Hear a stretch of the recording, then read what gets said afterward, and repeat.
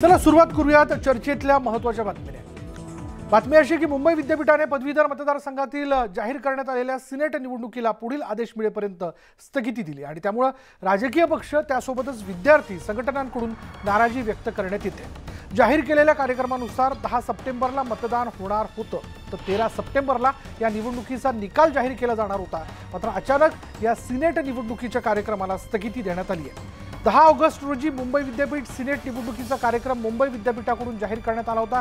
मात्र 10 दिवसाच्या आतच सिनेट निवडणूक कार्यक्रम स्थगित करण्याचा निर्णय आज घेण्यात आलेल्या व्यवस्थापन परिषदेच्या बैठकीत घेण्यात आल्याचं परिपत्रक मुंबई विद्यापीठाकडून जाहीर करण्यात आलं।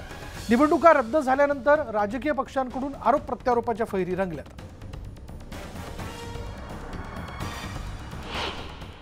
सिनेटची निवडणूक रद्द केली, त्याच्यामध्ये धक्का बसावा, आश्चर्य वाटावा असं काही नाही।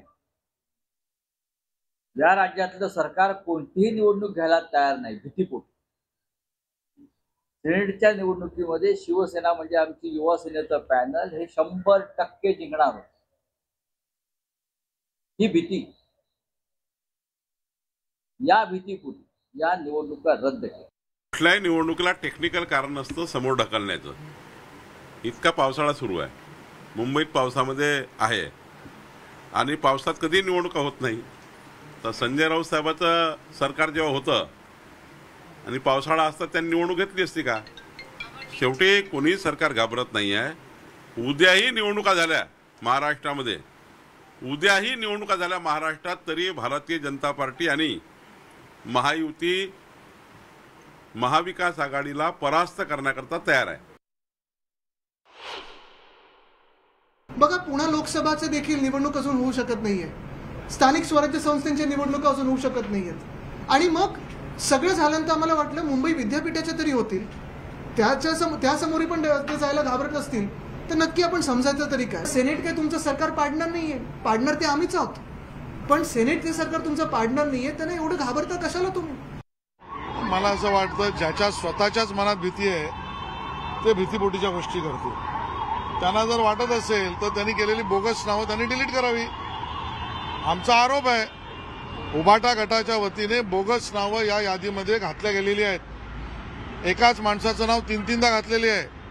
हे बोगसपणे आणलेलं शौर्य ते कुठलं? आणि त्यामुळे याची चौकशी झाली पाहिजे आमचं म्हणणं आहे। या चौकशीत बोगस नावं डिलीट झाली पाहिजे आमचं म्हणणं आहे। आणि डिलीट झालेल्या बोगस नावानंतर तुमच्या बाया फुरफुरत असतील तर त्यांनी आमचा सामना करावा। मुंबई विद्यापीठाच्या सिनेट निवडणुकीत सुद्धा प्रामाणिकतेने निवडणूक झाली तर 4ही मुंड्या चित उभाटा गटाची आम्ही करू।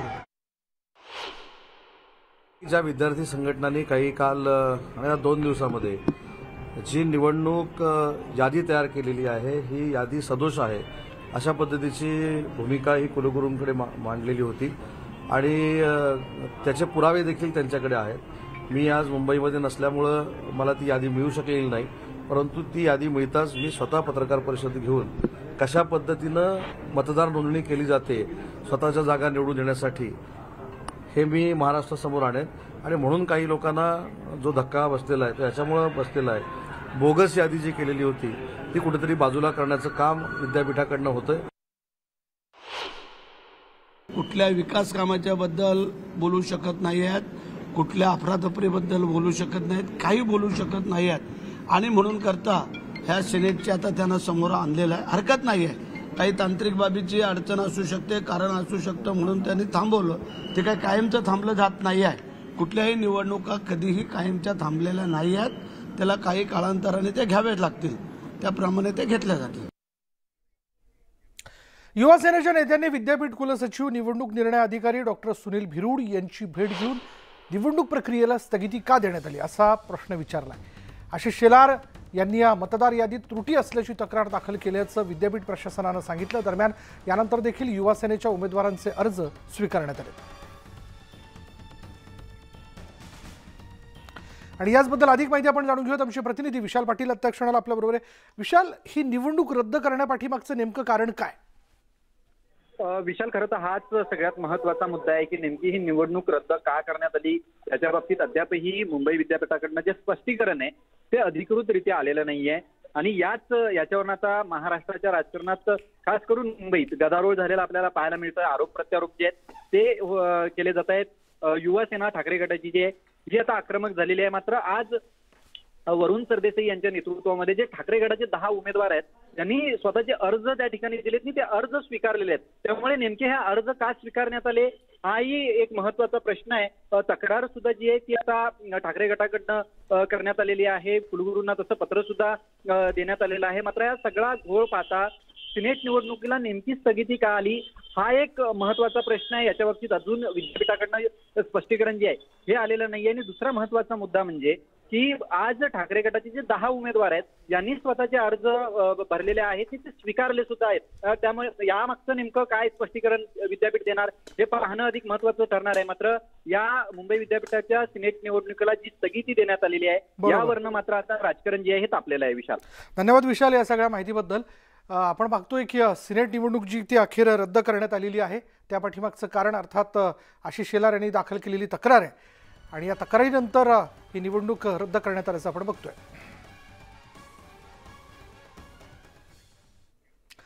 बुलेटिनच्या यानंतर एक बुलेटिनमध्ये आणखी एक महत्त्वाची बातमी अशी की मंत्रिमंडळाच्या बैठकीत महत्त्वाचे निर्णय घेण्यात आले. महाराष्ट्र कॅसिनो कायदा रद्द करण्याचा निर्णय मंत्रिमंडळाच्या बैठकीत घेण्यात आला. तसंच गौरी गणपती दिवाळीसाठी 100 रुपयात आनंदाचा शिधा देण्यात येणार आहे. मुंबई प्रेस क्लबला फोर्ट इथे पुनर्विकासासाठी परवानगी देण्यात आली आहे. राज्यातील 17 जिल्ह्यांमधील सर्व आदिवासी वाडे पाडे आणि यांना मुख्य रस्त्याने जोडण्यात येणार आहे. यासाठी राज्य सरकारकडून 5,000 कोटींचा प्रस्ताव जो आहे तो देण्यात आला. जाणून घेऊयात काय महत्त्वाचे निर्णय आहेत हे. पुन्हा एकदा त्यावर एक नजर टाकूयात. महाराष्ट्र कॅसिनो कायदा जो आहे तो रद्द करण्यात आलाय. 17 जिल्ह्यांमधील आदिवासी पाड्यांना मुख्य रस्त्यांनी जोडण्यात येणार आहे आणि त्यासाठी 5,000 कोटींचा प्रस्ताव आहे. गौरी गणपती दिवाळी करता 100 रुपयात आनंदाचा शिधा त्याचं वाटप पुन्हा एकदा केलं जात आहे आणि मुंबई प्रेस क्लबला फोर्ट इथे पुनर्विकासासाठी परवानगी देण्यात आली आहे. त्याचबरोबर राज्यात पोषण अभियान कार्यक्रम हा वेगाने राबवण्यात येईल.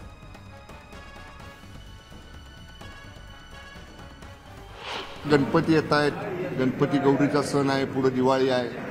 जसा माननीय एकनाथजी शिंदे साहेबांच्या नेतृत्वाखाली, फडणवीस साहेबांच्या नेतृत्वाखाली गेल्या वर्षीपासून आपण दिवाळी दसऱ्याला आनंदाचा शिधा देण्याचा निर्णय केला, तशाच पद्धतीनं गौरी गणपतीला आणि पुढे दिवाळीला सुद्धा त्या पद्धतीनं गतवर्षीच्या प्रमाणे आनंदाचा शिधा हा वेळेत मिळाला पाहिजे या बाबतीतली सुद्धा चर्चा झाली.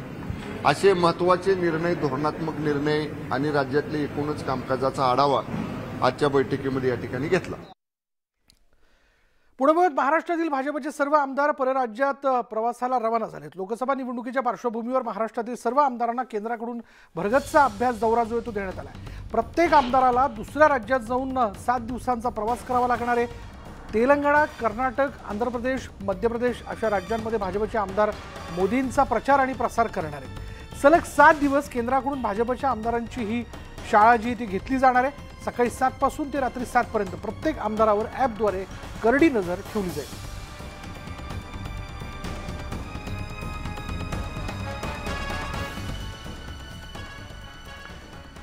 आता बातमी आहे आमदार भरत गोगावले यांच्या संदर्भातली.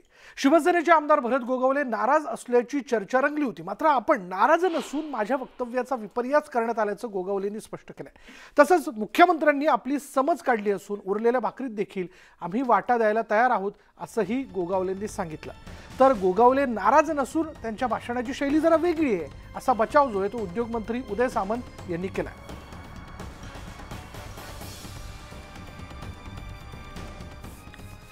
मनसे प्रमुख राज ठाकरे हे पुण्याच्या दौऱ्यावरती आहेत. यावेळी बोलताना त्यांनी खड्डेमय रस्त्यांबाबत जनताच उदासीन असल्यामुळे सरकारचं फावलं असल्याचं मत राज ठाकरेंनी व्यक्त केलं.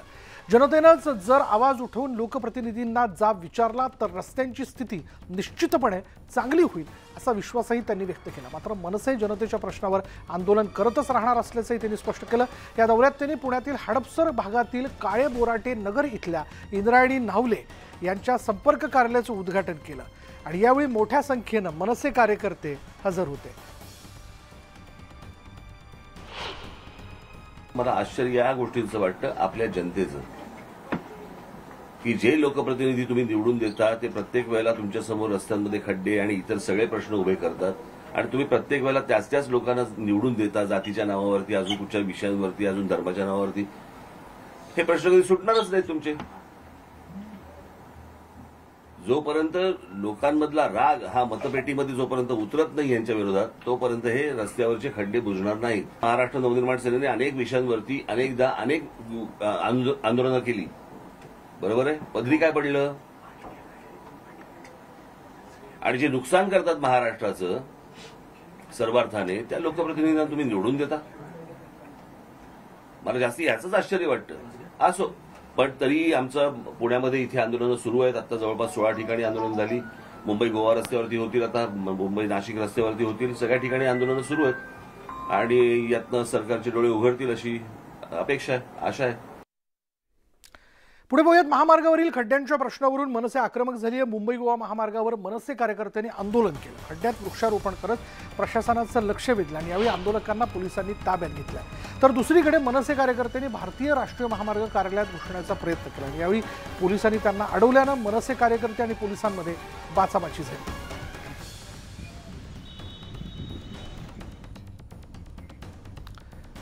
मुंबई गोवा महामार्गाच्या आंदोलनानंतर आता कोकणात मनसे चांगलीच आक्रमक झाल्याचं बघायला मिळतंय. हातिवली टोल नाका फोडल्यानंतर आता रत्नागिरीतील पाली खानूमधील महामार्गावरील ऑफिस आता मनसेनं फोडलंय.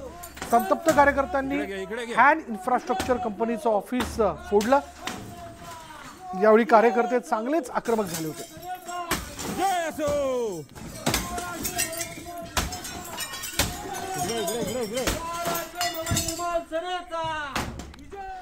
मुंबई गोवा हायवेच्या रखडलेल्या कामावरून मनसे आक्रमक झाली आहे. रत्नागिरी जिल्ह्यातील पाली इथं मनसैनिकांनी ठेकेदाराचा जेसीबी फोडला. राज ठाकरेंनी दिलेल्या आदेशानंतर मनसैनिकांनी हे खळखट्याक आंदोलन सुरू केलं आणि यापूर्वी राजापूर आणि रत्नागिरीतही मनसैनिकांकडून ठेकेदारांच्या कार्यालयाची तोडफोड करण्यात आली होती.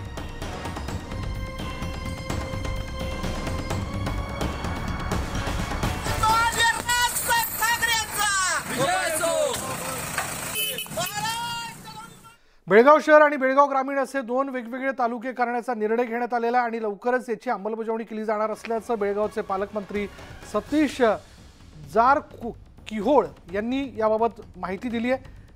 बेळगाव जिल्हा क्रीडांगणावर झालेल्या स्वातंत्र्य दिनाच्या कार्यक्रमानंतर ते बोलत होते. बेळगाव तालुक्याचं विभाजन नक्कीच होणार, मात्र कोणत्या पद्धतीने विभाजन करायचं याबद्दल अधिकारी निर्णय घेतील असंही सतीश जारकिहोळ यांनी म्हटलेलं आहे.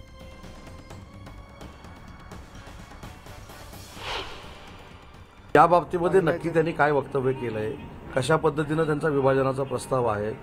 शेवटी कायदेशीर बाबी जोपर्यंत समोर येत नाहीत, ऑथेंटिक पेपर हातामध्ये येत नाहीत, तोपर्यंत आपण आपलं वक्तव्य करून कुठेतरी वेगळ्या पद्धतीनं वाद निर्माण करणं हे मला असं वाटतं की योग्य नाही. परंतु सीमा भागातल्या मराठी जनांच्या बरोबर आम्ही आहोत. कर्नाटकच्या बागलकोट इथं उभारलेला छत्रपती शिवाजी महाराजांचा पुतळा हटवण्यात आला. जेसीबी लावून कडक बंदोबस्तात हा पुतळा हटवण्यात आला आणि यामुळे शिवप्रेमींमध्ये प्रचंड संताप व्यक्त केला जातोय. कर्नाटक सरकारनं पुतळा हटवल्याचे संताप जे आहे ते सर्वसामान्यांमधून व्यक्त केला जातोय. अंधाऱ्या रात्रीत प्रशासनानं ही कारवाई केली.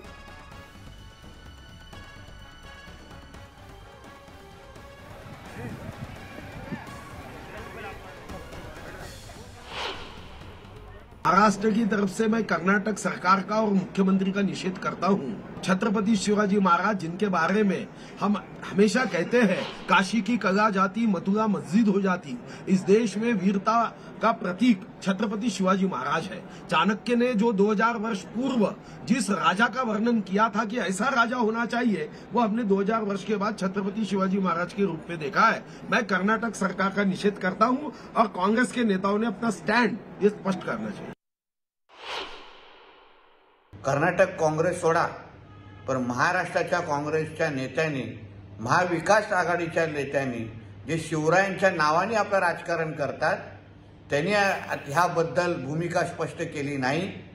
ह्या पुतळ्याला परत बसवण्याच्या बद्दलची भूमिका स्पष्ट केली नाही, तर त्यांना महाराष्ट्रामध्ये फिरून द्यायचं का ह्याचा विचार आता सामान्य जनता निश्चित पद्धतीने करेल.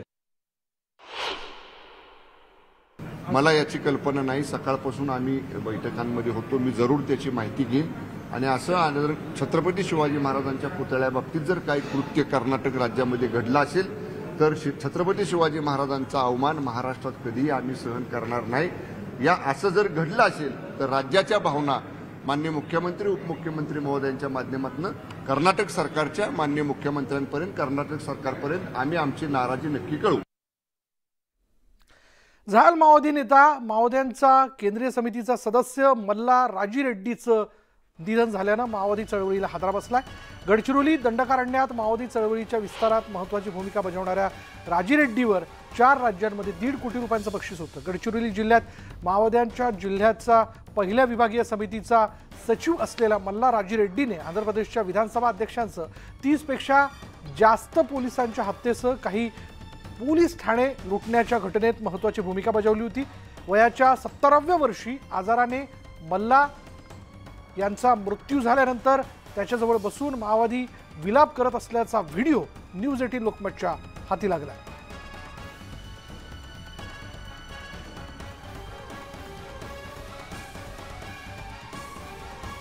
दंडकारण्यामध्ये माओवादी चळवळीच्या विस्तारामध्ये महत्त्वाची भूमिका बजावणाऱ्या मल्ला राजी रेड्डी उर्फ सत्यन्नाचा मृत्यू झाला आहे. वयाच्या 70व्या वर्षी आजाराने त्याचा मृत्यू झाला असला तरी माओवादी चळवळीला बसलेला हा खूप मोठा धक्का आहे.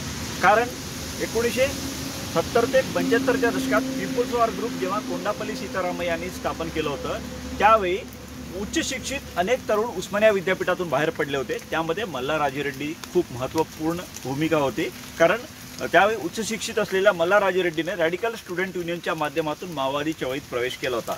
त्यावेळी नक्षलवादी आंदोलन या नावाने ही चळवळ ओळखली जायची. त्यावेळी 1980च्या दशकात पीपल्स वॉर ग्रुपनं महाराष्ट्राच्या हद्दीत जेव्हा प्रवेश केला, सिरोंचा तालुक्यात प्राणहिता नदी पार करून जेव्हा माओवादी चळवळ दाखल झाली होती त्यावेळी पहिलं जे सिरोंचा दलम स्थापन झालं त्या सिरोंचा दलमच्या समन्वयक म्हणून भूमिका मल्ला राजी रेड्डीने बजावली होती. त्यानंतर सिरोंचा आणि अहेरी दलम असे 2 दलम झाले होते. त्या 2 दलमचा मुख्य समन्वयक मल्ला राजी रेड्डी होता. 1985 मध्ये गडचिरोली जिल्ह्यात माओवाद्यांची पहिली विभागीय समिती स्थापन झाली. डिव्हिजनल कमिटी त्याचा सचिव पदाची जबाबदारी मल्ला राजी रेड्डीवर आली होती. त्यावेळी गडचिरोली जिल्ह्यात महत्त्वाची भूमिका बजावत असतानाच तेलंगणाच्या सीमावर्ती भागात मल्ला राजी रेड्डीने मोठ्या प्रमाणात हिंसक कारवाया केल्या. यानंतर बुलेटिनमध्ये जाता जाता नजर टाकूयात राज्यातील महत्त्वाच्या शहरांमधील आजच्या तापमानावर.